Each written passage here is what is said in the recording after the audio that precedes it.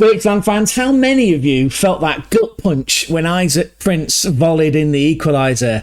After the Slovakia loss, we needed a response, didn't we? And for 30 minutes, it felt like the same old story. But then, Amiri, Wirtz, redemption sealed. Let's break it down, shall we? Before the goals, before the drama, let's talk about the lineup, because this wasn't your typical Julian Nagelsmann setup. No 4-2-3-1, no gegenpressing with a high line. Deutschland rolled out a back three. That's right, you heard me right first time, a back three. It was a tactical pivot that did raise eyebrows, but ultimately it did pay off. The shape, as we've established, is a three at the back. It was a 3-4. We come across this a lot, don't we? It was a 3-4-3, but it's presented as a 3-4-2-1. Compact, flexible, built for control. If you're still watching, you either love football or you're just here for the chaos.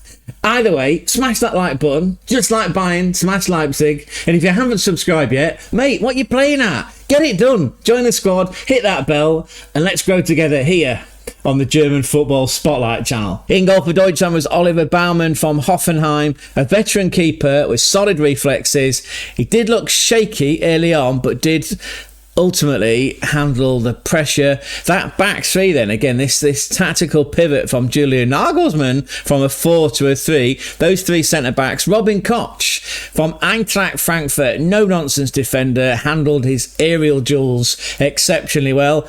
Unlike his partner, one of his partners, Antonio Rudiger from Real Madrid. He's aggressive, he was vocal, he got booked early for a blatant fucking shoulder charge. A free kick which was involved in the phases to the eventual equaliser. Spoiler! Anyway, he did look a bit shaky. However, from a Deutschland fan perspective, it was refreshing to see that centre-back pairing of Tar and Rudiger broken up, because there's 3 games, 3 losses, so a change needed to come. Bob Dylan? Yeah, I think it's Bob Dylan. Anyway, change needed to come, and it did with this back three. And the final member of that back three was Valdemar Anton from Borussia Dortmund. Calm under pressure, he gave Deutschland stability on that right-hand side. That 4 across the middle then, which includes 2 wing-backs. We've got David Ram on the left with all those fucking tattoos up his arm and his legs from RB Leipzig. Elite with his delivery. He assisted Gnabry's opener and he was a constant threat. And then on the right-hand side, it was Jamie Llewellyn from VfB Stuttgart. Yeah, effectively, Jamie Llewellyn came in for Maxi Mittelstadt. Llewellyn, reliable, has got an engine on him, got up and down, balanced Deutschland shape, and did create a lot of opportunities because of the space from all of his erratic running. And then that midfield pivot, that classic double pivot, this time not Joshua Kimmich and LA Fitness Leon Goretzka. This time it was Kimmich, Captain Fantastis from FC Bayern Munich. He was dedicated, he dictated the tempo, he broke the lines, he had a 90% pass completion rate, by the way. I know we're jumping around with our analysis. Alongside him was Pascal Grosser, that's right, Pascal Gross, formerly of Brighton and Hove Albion, currently playing in the Bundesliga for Borussia Dortmund. He was disciplined, he recycled the possession, and he shielded that back three extremely well, apart from during the goal, but we'll come on to that. Well, it wasn't his fault, it was from a set piece. That front three then, the Serge Gnabry, the builder on the right. He did score early and he drifted centrally. He was a constant danger. On the left, Florian Wirtz, formerly of Bayer Leverkusen, who was subject to that outrageous transfer in the summer to Liverpool FC on Merseyside in the English Premier League. Had a quiet first half, but he exploded with a world-class set piece. That was late on. That was the clincher. And then up top then, Nick Voldemade. That's right, Nick Volder Messe, formerly of VfB Stuttgart, a former teammate of Jamie Llewellyn. Again, he's been subject to that €90 million transfer to Newcastle United to Gary's Tsunami in the English Premier League, up further north than where we are in the north east. A raw talent. Decent hold-up play, but it was subbed early on. As for Julian Nagelsmann's opponents in Northern Ireland, their head coach, Michael O'Neill, set Northern Ireland up in a 3-5-2 formation. Again, that three at the back being mirrored by the tactical pivot from Julian Nagelsmann, because, of course, Nagelsmann's famous for... Is he famous? Yeah, he's famous. Famous for playing a back four. Of course, he switched to a back three. Northern Ireland then in a 3-5-2. In goal, Peacock Farrell. He plays his football for Blackpool in League One. Not having the best of times, is he? He's conceded 13 goals in 6 games. That back three of Northern Ireland is made up of Toole, McNear. He plays in the MLS, by the way. McNear plays for San Diego, and on his right is Hume. Hume plays for Sunderland for the Black Cats. That's further northeast as to where we are sat. Of course, Sunderland was once home to Job Bellingham. He's now playing for Borussia Dortmund in the Bundesliga. The 5 in the midfield then. On the left is Devaney. He's playing for Crystal Palace in the English Premier League. On the right-hand side is Connor Bradley, familiar to Liverpool FC fans. What a fucking brilliant player this lad is. Yeah, brilliant player is Bradley. He's got a bright future ahead of him as well, certainly for Liverpool. The 3 in the midfield then holding it together is McCann of Preston, Charles of Southampton, and Galbraith from Swansea City. And then up top you've got Reid, who plays for Stevenage. They're the other end of the table to Blackpool. They're 4th or 5th in League One. And then it's Isaac Price, who plays in the Championship where the Tigers play, Hull City play. Isaac Price plays for West Bromwich Albion. Boing, boing, baggies. The final score was, of course, Deutschland 3, Northern Ireland 1. Again, according to Gianni Infantini's rankings, Germany are ranked 9th in the world. Northern Ireland even further down than Slovakia, actually. Look, 71st ranked team in the world according to FIFA. Let's just have a look at the play-by-play. Let's have a look at the events. Has all the action played out?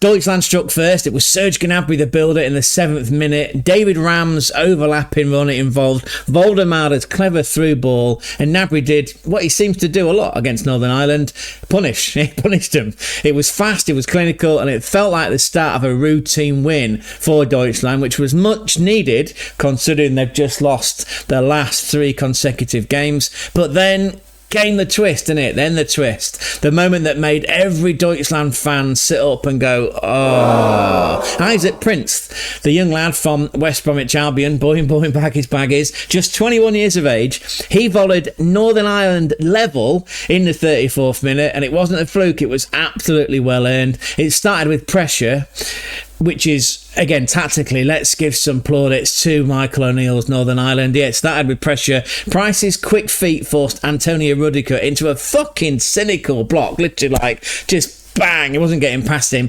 Very analogous to the NFL, to the American football, which of course has just started, by the way. It started on the same night as this match was taking place at the Mungsdorfer Stadium in Cologne. So Rudiger with that cynical block, frustration creeps in. He gets the yellow card, which means he's sort of treading on eggshells, which he must break a lot because he's a fucking big guy. The momentum shifts then to Northern Ireland. They sense vulnerability. Paddy McNair heads over from a corner just before this goal actually goes in. This was on the first Devaney corner. Then came the second. Devaney whips it in. This time it's from the left-hand side of the Deutschland, from Oliver Baumann's penalty area. It comes in. It's tight. It's curling. It's dangerous. Deutschland zonal marking absolutely collapses. Price goes in round the back, so now to the right-hand side of Oliver Baumann. There's no one marking him. It was such a clean volley, you could have scripted it in FC Hollywood. Baumann rooted to the spot, but he just pulled off this quite impressive Weetabix dive, but it's too late because the ball's already gone in. Rudiger's stunned. Isaac Price scores. The Northern Ireland team peel away to their travelling fans, and at this point, it's 1-1. That goal, by the way, wasn't just an equaliser. It was, what do we always say? It was a gut punch. It was a gut punch to Deutschland. They had dominated possession up until that point and looked absolutely in control. Suddenly, they're looking rattled. Baumann flapped at a number of successive crosses afterwards. Rudiger hesitated. He didn't look well, he looked lost without his centre-back pairing of Jonathan Tah, but then again, those two have been floundering in the last 3 games. Of course, again, as a recap, coming into this, Deutschland had lost their last 3 competitive games, the last one being that 2-0 shock defeat to Slovakia. The crowd in Cologne went from being confident to slightly concerned, and Northern Ireland, well, they smelled blood. For Deutschland fans, it felt like deja vu. After the Slovakia loss that we've highlighted, this felt like, it was another unravelling for Julian Nagelsmann. Half-time couldn't come soon enough. It came with jeers this time, actually. Yeah, jeers and whistles. And Nagelsmann, well, he was left with some key decisions to make. With the score locked at 1-1 and Deutschland wobbling, Nagelsmann had to make a big call. And this is the reason that he gets paid the Deutschmarks, the Euros, the big money. This is why he is head coach of the Deutschland national men's team. He made the call to switch out Nick Voldemade. He brought on Nadiem Amiri and Maxi Beier. Nadiem Amiri playing for Mainz. His colleague, by the way, is also in the Deutschland men's squad in Paul Niebel. They're both playing in the Europa League this season for Mainz, which is fucking outstanding. Maxi Beier, of course, is Pascal Gross's teammate for Borussia Dortmund, and it was that double substitution that flipped the entire tone of the match and the outcome of the match. Let's talk about Maxi Beier then. That Dortmund forward didn't score, didn't assist, but his fingerprints were all over Deutschland's second goal. His movement was electric. He dragged Paddy McNeil wide, opened a central lane, and he gave David Ram the space to drive forward. It starts with a recycled ball, actually, from Pascal Gross, from Maxi Beier's teammate. Ram picks it up deep, sees that Beier's making a diagonal run across the defensive line. Like we said, that run pulls Tool out of position with Amiri lurking between the lines. He makes his move. Ram threads the pass through Amiri bursts through, slots it past Peacock Fowl, and that's 2-1. Tactically, it's a textbook Nagelsmann goal. It's vertical progression, third man runs, and spatial manipulation. Maxi Beier's off the ball intelligence created that level of chaos, and Ram's timing with that pass was perfect. And Amiri's finish was Obama ice cold. And for Deutschland fans, that goal felt like a release. The tension was broken, the rhythm returned, and the substitutions, especially Maxi Beier with his energy, reminded us that this Deutschland squad has depth and it has dynamism. He may not have made the score sheet, but Maxi Beier made the difference. And the clincher for Deutschland, well, that came on the 72nd minute. It was the moment that made every single Deutschland fan exhale. And maybe draws a foul just outside the penalty box. Wirtz places the ball down. The wall is set. Peacock Farrell crouches low, and then Wirtz killed it over the wall off the underside of the crossbar. Chef's kiss in perfection. The technique was immaculate. The trajectory was unsavable. The celebration was, well, it was animalistic, really. It was raw emotion. You could see it in Wirtz's face. It wasn't just a goal. This was a release. It was a response to the pressure that's been building up, the criticism, the weight of expectation.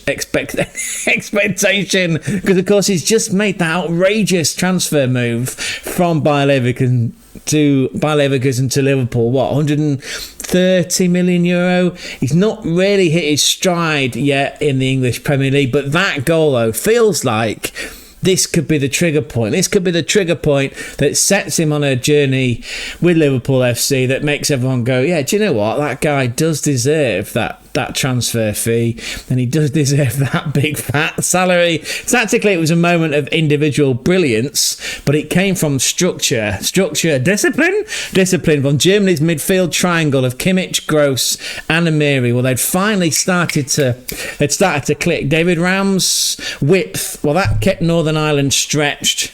Maxi Beier's movement, again, as we said, was electric, and it opened up different lanes, different channels. And Wirtz, he found the pocket, he waited for his moment, and he took it. Honestly, check that free kick out on Ash Jeeves.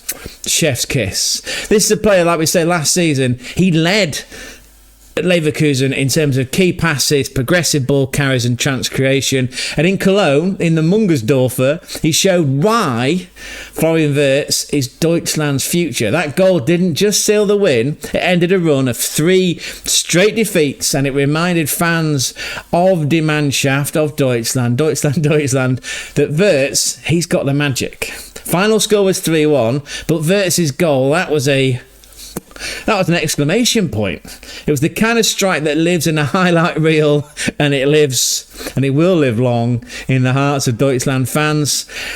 It was the moment that everyone in that stadium and all Deutschland all Germans everywhere in the world, that's what everyone had been waiting for, right? Final score 3-1 then to Deutschland over Northern Ireland, plucky Northern Ireland. Deutschland had 27 shots, Northern Ireland had 2, and that's an XG of 3.4 for Deutschland. They took control, it took grit, it took patience, and it took a spark from the bench, from the likes of Maxi, Beier and Nadiem Amiri to get to the finish line. So, Deutschland fans, how are we feeling? How are we feeling the morning after the night before? Are we feeling relieved? Reignited? Of course, this wasn't just a win, this was a statement. This was a statement from Julian Nagelsmann, because he's proving that tactically he can pivot, mix it up, bring in some other players, change the system and make it work. He can make it work. Now, in terms of making it work, Nadiem Amiri proved that he can make it work. He proved his worth coming on as a substitute, as a game changer. Florian Wirtz reminded us why he's the future of Deutschland football. And David Raum was quietly brilliant, wasn't he? But who impressed you the most? Seriously, who out of all those Deutschland players, the Star 11 and the substitutes, who impressed you the most? And are Deutschland going to make it to the World Cup next year? The World Cup that's being hosted by the USA, by Canada and by Mexico. Are we going to see Deutschland out there? You know what you can do, can't you? You know what you can do? There's a comment section down there. It's got your name written all over it. And please, while we're at it, don't forget to click like, don't forget to smash the subscribe, because when the Deutschland clicks, we are together, we're unstoppable. And if you want more tactical breakdowns, player spotlights and Bundesliga brilliance, click here, because this is a playlist curated by Gonzo and I just for you to enjoy whenever you like. Thanks again for showing up.